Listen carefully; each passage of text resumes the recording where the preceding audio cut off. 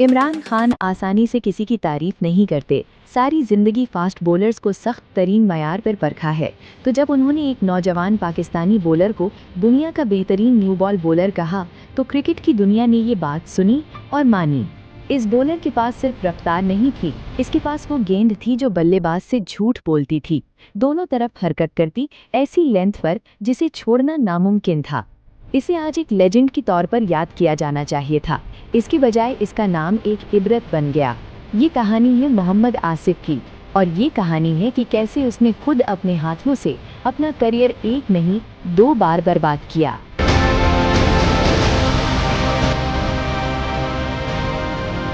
2000 की दहाई के वस्त तक पाकिस्तान की पूरी बॉलिंग अटैक इसी एक खिलाड़ी के गिर्द बनाई गई थी।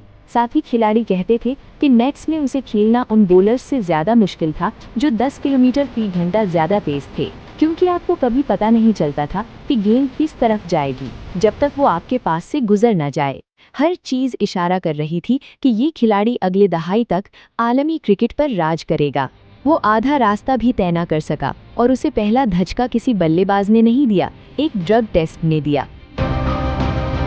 2006 चैंपियंस ट्रॉफी। आसिफ और शोएब अख्तर दोनों एक ममनुआ स्टेरॉइड के टेस्ट में नाकाम हो गए।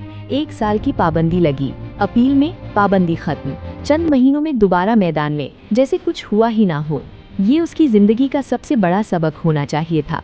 2 साल बाद बिल्कुल नई IPL, वो टूर्नामेंट जो उसे दुनिया भर में अमीर और मशहूर बनाने वाला था, वो दोबारा ड्रग टेस्ट में नाकाम हो गया। 1 साल की पाबंदी, इस बार कोई अपील काम न आई और वापसी पर दुबई एयरपोर्ट पर उसके पास से एक ममनुआ दवा बरामद हुई। 2010 लॉर्ड्स, विकेट का सबसे मशहूर मैदान।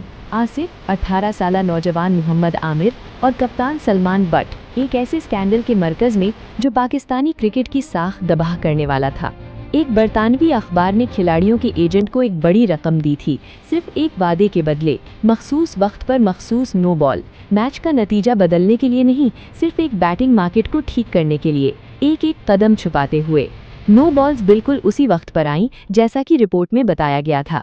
तीनों ने महीनों तक इनकार किया, फिर ICC ट्रिब्यूनल का फैसला आया। बट को 10 साल की पाबंदी, आमिर को 5 साल और आसिफ सीनियर खिलाड़ी जिसे सबसे ज्यादा समझना चाहिए था 7 साल की पाबंदी। फिर लंदन की अदालत ने तीनों को जेल भेज दिया।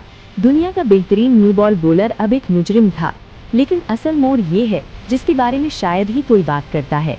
आमिर ने जल्दी एतराफ कर लिया और क्रिकेट की दुनिया ने उसे माफ कर दिया। आसिफ ने 3 साल तक इनकार जारी रखा, जेल में भी, रिहाई के बाद भी, और आखिरकार 2013 में पाकिस्तान की यौम आज़ादी के दिन सच कबूल किया। इस वक्त तक बाकी दोनों पहले ही एतराफ कर चुके थे और तब तक कहानी लिखी जा चुकी थी, बिना इसकी कि आसिफ को माफी का किरदार मिले। इसे आसान कहानी समझना आसान है, बासलाहियत आदमी, गलत फैसले, जो अंजाम हुआ वही मिला। और इसमें सच्चाई है, किसी ने उसे 2 बार ड्रग टेस्ट में नाकाम होने पर मजबूर नहीं किया, किसी ने लॉर्ड्स में रिश्वत लेने पर मजबूर नहीं किया, किसी ने 3 साल तक झूठ बोलने पर मजबूर नहीं किया।